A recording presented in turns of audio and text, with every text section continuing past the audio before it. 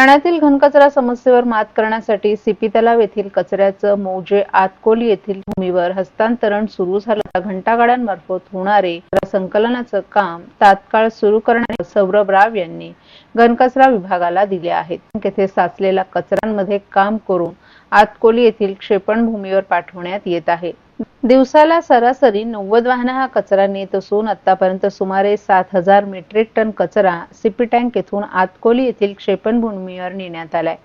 आतकोली येथे पाठवण्यात आलेल्या कचऱ्यावर दुर्गंध पसरू नये म्हणून सुगंध फवारणी करणं तसंच मातीचा थर देणं आदी शास्त्रोक्त पद्धतीनं कामं सुरू असल्याचंही पालिका आयुक्त सौरभ राव यांनी स्पष्ट केलंय. रविवारी सायंकाळी पुन्हा एकदा त्यांनी वागळे इस्टेट येथील सीपी टँक या कचरा हस्तांतरण प्रकल्पाला भेट दिली. तेथे साठलेला कचरा लवकरात लवकर आतकोली येथे पाठवण्यासाठी केलेल्या नियोजनाचाही पालिका आयुक्तांनी आढावा घेतला. या भेटीच्या वेळी अतिरिक्त आयुक्त प्रशांत रोडे, उपायुक्त मनीष जोशी, आरोग्य अधिकारी डॉक्टर राणी शिंदे तसंच घनकचरा व्यवस्थापन विभागाचे वरिष्ठ अधिकारीही उपस्थित होते. सीपी टँक येथील कचरा हस्तांतरण प्रक्रिया वेगाने सुरू झाली असल्याने आता शहरात साठलेला कचराही लवकरात लवकर उचलला जावा.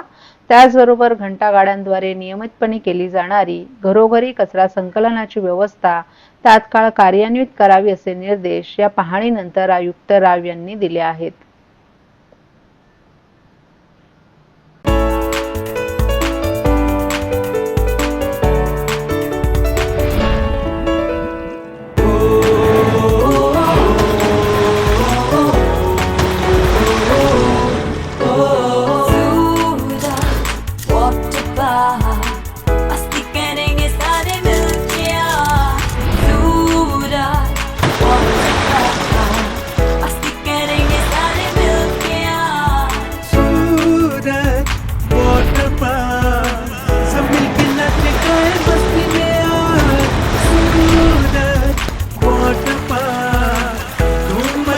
सब मिलके आज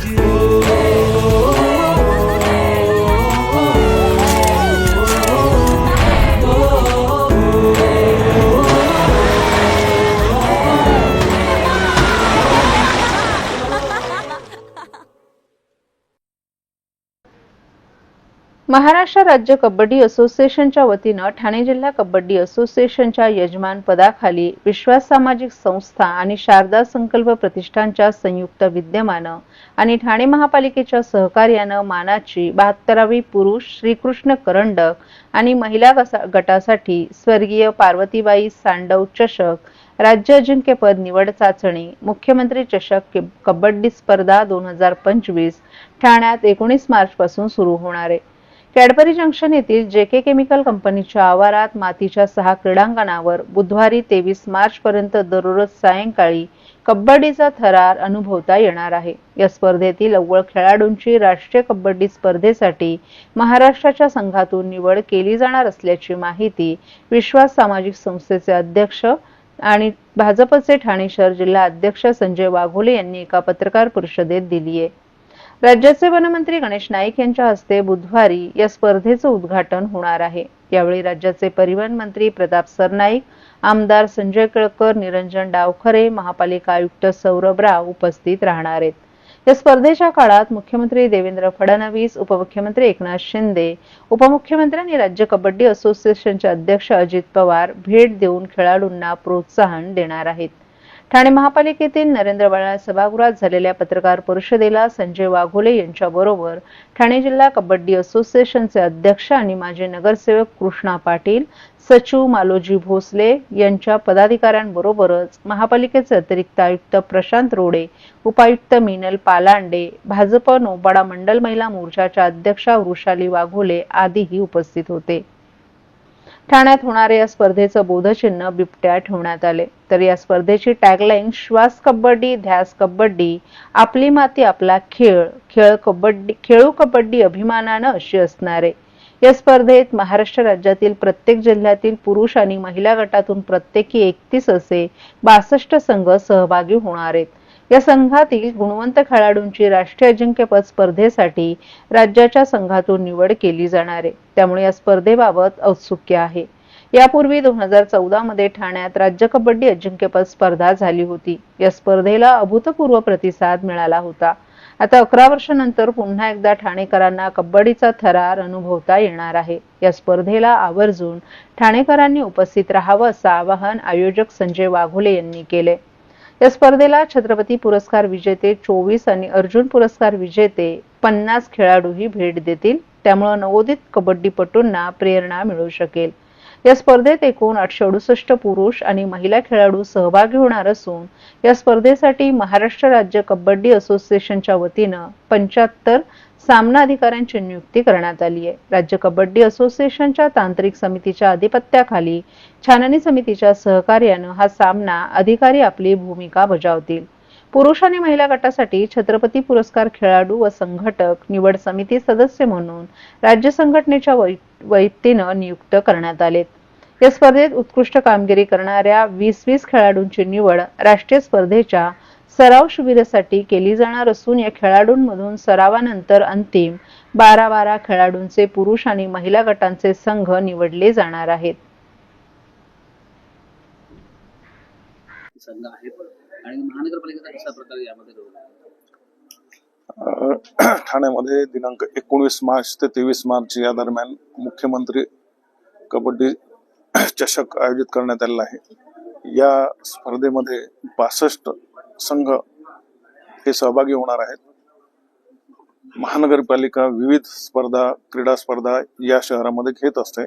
या क्रीडा स्पर्धेमध्ये सुद्धा महानगरपालिका खेळाडूंची राहण्याची व्यवस्था असेल, ग्राउंड वरती ज्या भौतिक सुविधा द्यायच्या असतात, पाणी असेल, स्वच्छता असेल, शौचालय असतील, पाहुण्यांची व्यवस्था असेल, अशा विविध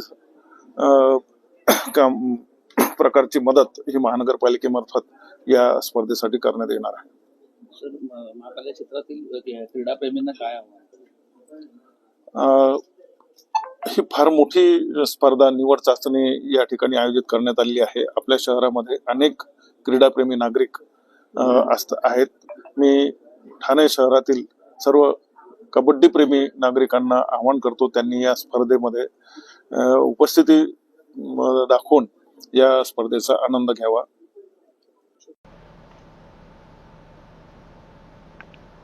उझबेकिस्तानातून आलेल्या कुरकर्मा औरंगजेबाची कबर छत्रपती संभाजीनगर मधून हटवण्यात यावी यासाठी विश्व हिंदू परिषद, बजरंग दल आणि हिंदू संघटनांकडून राज्यभर निदर्शनं करण्यात आली. आज ठाणे जिल्हाधिकारी कार्यालयात देखील विश्व हिंदू परिषद, बजरंग दल आणि अन्य हिंदू संघटनांनी भगवे ध्वज फडकावत जोरदार घोषणाबाजी करून निदर्शनं केली. औरंग्या अहिल्यादेवी नगर येथे मेला आणि नंतर त्याचं प्रेत काढून ते छत्रपती संभाजीनगर येथे पुरून त्या ठिकाणी त्याची कबर उभारण्यात आली. ही कबर म्हणजे गुलामगिरीचं चिन्ह आहे. तेव्हा ती कबर तेथून हटवून तेथील सुरक्षा देखील काढण्यात यावी अशी मागणी करून आंदोलकांनी मुख्यमंत्री देवेंद्र फडणवीस यांच्या नावे निवेदन जिल्हाधिकारी अशोक शेणगारे यांच्याकडे सुपूर्द केले. या आंदोलनात बजरंग दल प्रांत संयोजक रणजित जाधव, शिवशंभू विचार मंच कोकण प्रांत संयोजक अभयराजे जगताप, ठाणे जिल्हा बजरंग दल संयोजक विजय पांडे, शिवसंस्कृती प्रतिष्ठानचे दत्ता घाडगे, दुर्गा वाहिनी प्रांत संयोजक स्वाती भोसले, विहिप ठाणे शहर उपाध्यक्ष माधुरी ओक, ठाणे जिल्हा मातृशक्ती संघटनेच्या माधुरी महाजन, रजनी जैन आदींच्या शेकडोंच्या संख्येनं स्वयंसेवक आणि कार्यकर्ते उपस्थित होते. पूर्ण महाराष्ट्रभर जे आमचं म्हणणं आहे की बजरंग दलाने या देशातल्या संस्कृतीचं रक्षण आधी पण केलेलं आहे, आता पण करत आहे, पुढे करणार आहोत.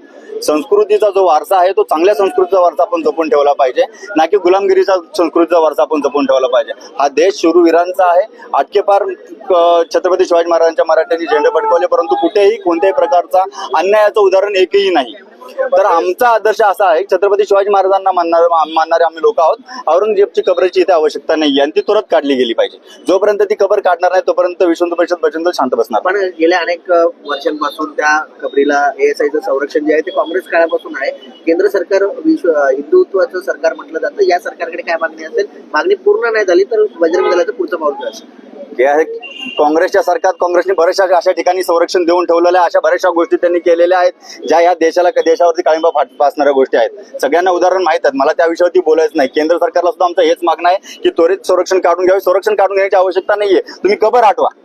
आणि तिथे कबर हटवल्यानंतर संरक्षणाचा विषयच येत नाही ना. कबर हटवून तिथे कोण जाणारच नाहीये. कशासाठी सांभाळून ठेवायचं आपल्याला तो वारसा? जपायचाच नाहीये वारसा. केंद्र सरकार सुद्धा आमचं तेच म्हणणं आहे आणि तेच मी पुन्हा सांगतो, जोपर्यंत कबर हटवणार नाही, हा आमचा पहिला टप्पा आहे आंदोलनाचा. आमचं म्हणणं आम्ही सरकारला सांगत आहोत, समाजाची जी मागणी आहे ती सरकारपर्यंत पोहोचवत आहोत. याच्यानंतर जर ही मागणी पूर्ण नाही केली किंवा याच्यावरती काही काम नाही केलं तर आम्ही पुढचा टप्पा म्हणून पूर्ण उग्र आंदोलन करू. त्याच्या पुढे जायचं असेल त्याच्या पुढेही सुद्धा जाऊ. तोपर्यंत शांत नाही बसणार, तोपर्यंत ती कबर हटणार नाही. तर आपलं नाव? रणजित जाधव, कोकण प्रांत संयोजक, बजरंग दल. ओके. महाराष्ट्रातील भगिनींना आधार देणारी राज्य शासनाची मुख्यमंत्री माझी लाडकी बहीण योजना. या योजनेअंतर्गत अल्प उत्पन्न गटातील 21 ते 65 वयोगटाच्या भगिनींना मिळणार दरमहा 1500 रुपयांची मदत. अर्ज करण्यासाठी 31 ऑगस्ट 2024 पर्यंत मुदतवाढ. कुटुंबाचं वार्षिक उत्पन्न 2.5 लाख रुपयांपेक्षा कमी असलेल्या महिला पात्र. कुटुंबाकडे पिवळं किंवा केशरी रेशन कार्ड असल्यास उत्पन्नाचा दाखला आवश्यक नाही. पांढरं रेशन कार्ड असेल किंवा रेशन कार्ड नसेल तर कुटुंबाचं वार्षिक उत्पन्न 2.5 लाखांपेक्षा कमी असल्याचा दाखला आवश्यक. योजनेसाठीचा ऑनलाईन अर्ज नारी शक्ती दूत ऍप वरून किंवा पोर्टलवर भरता येईल. ज्या भगिनींना ऑनलाईन अर्ज भरता येत नसेल त्यांच्यासाठी अंगणवाडी, ग्रामपंचायत, वॉर्ड ऑफिस, सेतू सुविधा केंद्रामध्ये किंवा आशाताई बचत गटाच्या CRP यांची मदत उपलब्ध. आता आपल्याला अभिमानानं म्हणता येईल, सुखी आणि सुरक्षित आहे माझी लाडकी बहीण.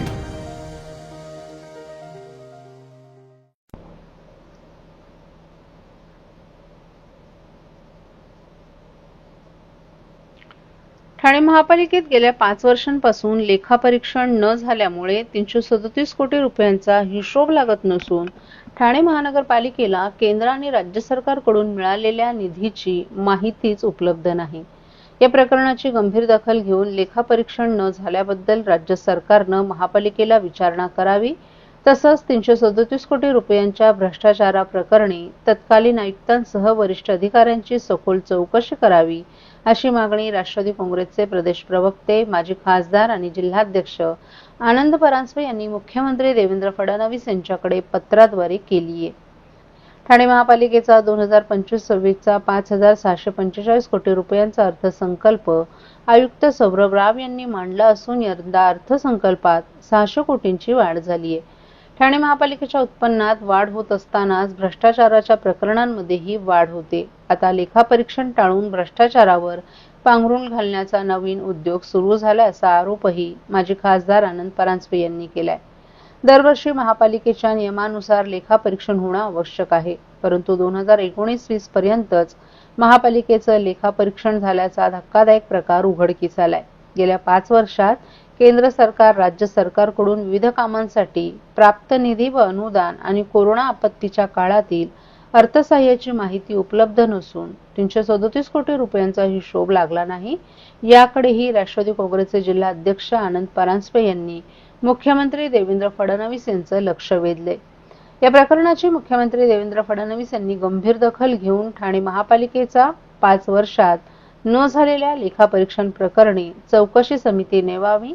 तसंच 337 कोटी रुपयांच्या भ्रष्टाचार प्रकरणाबरोबरच लेखापरीक्षण न झालेल्या वर्षी कार्यरत तत्कालीन महापालिका आयुक्तांसह वरिष्ठ अधिकाऱ्यांची सखोल चौकशी करावी अशी मागणी राष्ट्रवादी काँग्रेसचे प्रदेश प्रवक्ते आनंद परांजपे यांनी केली आहे.